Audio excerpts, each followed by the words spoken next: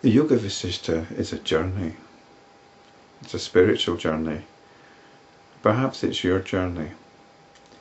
And if it is your journey, if it's something that you've been following from the beginning, then there's a certain point that you must reach. And that point is giving up, distinguishing between what is true and what is false. This sounds like quite a shocking thing to do, doesn't it?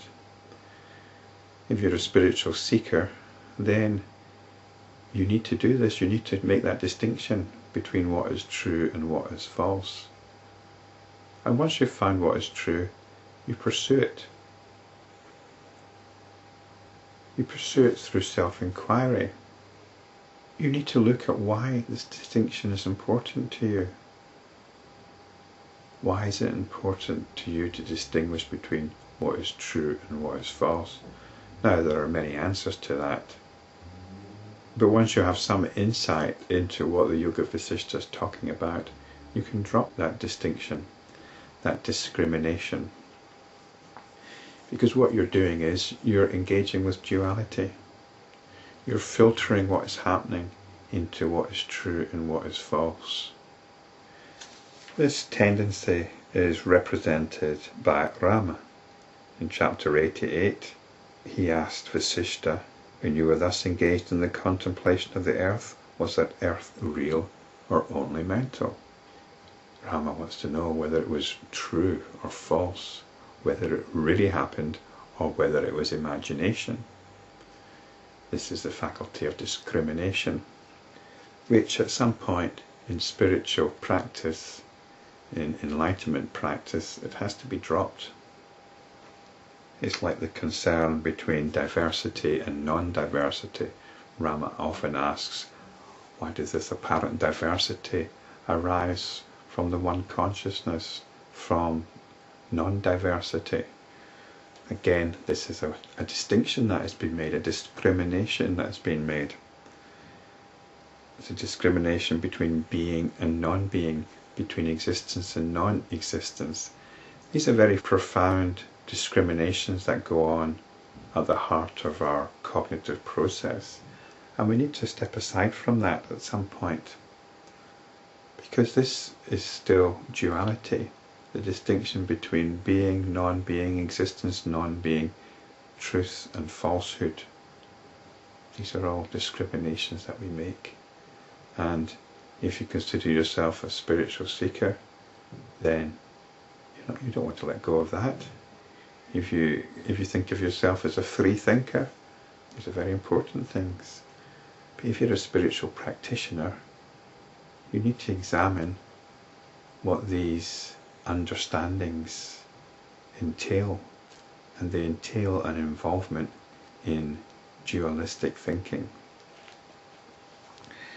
I'm going to step outside the Yoga Vasishta now and give a couple of quotes from another text which sum this up really well.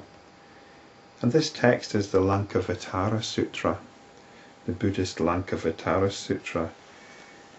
It's clear that the author of the Yoga Vasishta had some familiarity with Buddhism, because Buddhists are mentioned. And from that mention of Buddhism, in particularly a sect known as the Vijnanavadins, we can estimate that the Yoga Vasishta was written down about 1,000 years ago. The Lankavatara Sutra was written down about 1,000 years before that. It was the sutra, it was the only text taken to China by the Indian monk Bodhidharma. Bodhidharma is the founder of what eventually became known as Zen Buddhism. And the Lankavatara Sutra was the only text he had any dealings with. No other scripture was relevant to him. I'll type out the quotation and put it in the notes, which normally appear to the right of the video. So in the Lankavatara Sutra, the Buddha is in dialogue with Mahamati, his disciple, one of his disciples. But Mahamati, as earnest disciples go on trying to advance on the path that leads to full realization, there is one danger against which they must be on their guard. Disciples may not appreciate that the mind system, because of its accumulated habit energy, this is quite a good term from D.T. Suzuki who translated this, goes on functioning more or less unconsciously as long as they live. There's always that seed of something going on.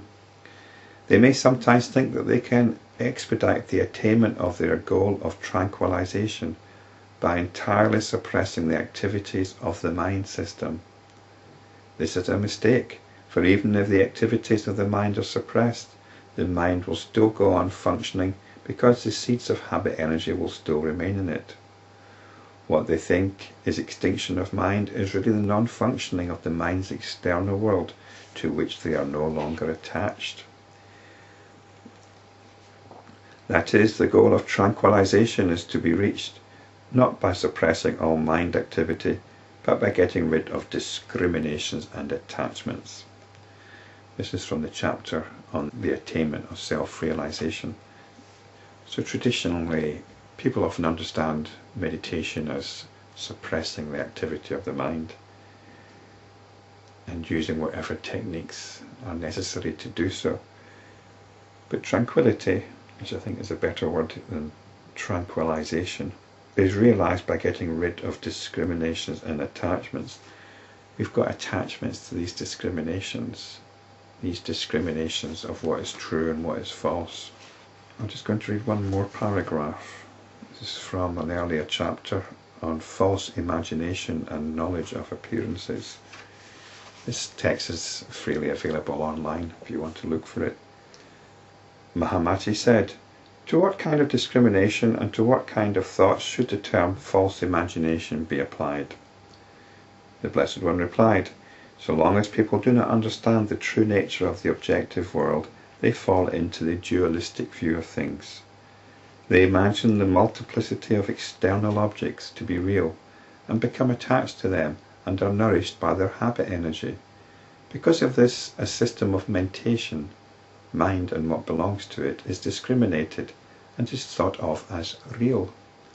This leads to the assertion of an ego soul and its belongings, and thus the mind system goes on functioning.